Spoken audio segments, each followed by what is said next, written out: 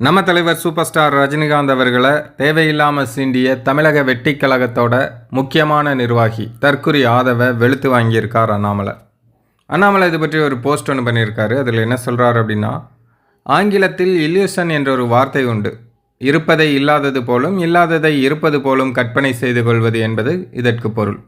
50 ஆண்டுகளுக்கும் மேலாக இந்திய திரையுலகின் அடையாளங்களுள் ஒருவராக விளங்குபவர் சூப்பர் ஸ்டார் ரஜினிகாந்த் அவர்கள். யாராலுமே எட்டி பிடிக்க முடியாத உயரத்தில் இருப்பவர் அவர். அந்த இடம் அவருக்கு எளிதில் கிடைத்து விடவில்லை. 50 ஆண்டுகளாக தனது கடின உழைப்பாலும் விடாமுயற்சியாலும் தனது கலைத்திறனாலும் அனைத்து தரப்பு மக்களையும் கவர்ந்து மக்களால் கொடுக்கப்பட்ட இடம் அது. அவரது கலைப்பயணத்தில் அவர் எதிர்கொண்ட அரசியல் சந்தித்த பிரச்சனைகள் ஏராளம். அவற்றை கடந்து 50 ஆண்டுகளாக உச்சத்தில் இருப்பது என்பது சாதாரணமாக அனைவருக்கும் சாத்தியப்படுவதல்ல. அதற்கு மிகுந்த மனவலிமை வைத்திருக்க வேண்டும். தன்னுடன் நடிக்கும் கலைஞர்களின் திறமை குறித்து அவர் அச்சப்பட்டதுமில்லை, அவர்களை ஒதுக்கியதும் இல்லை. மிகச்சிறந்த கலைஞர்களை தன் திரைப்படங்களில் பயன்படுத்தியிருக்கிறார். அவர்களுக்கான முழு வாய்ப்பையும் கொடுத்திருக்கிறார். அதனால்தான் அவர் அன்றும் இன்றும் என்றும் சூப்பர் ஸ்டார்.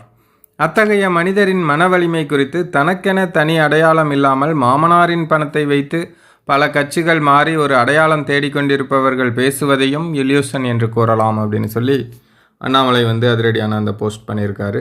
வளர்ந்து கெட்டவனுக்கு இது ஒரு சரியான பதிலடியாக இருக்கும் அப்படின்னு நினைக்கிறேன்.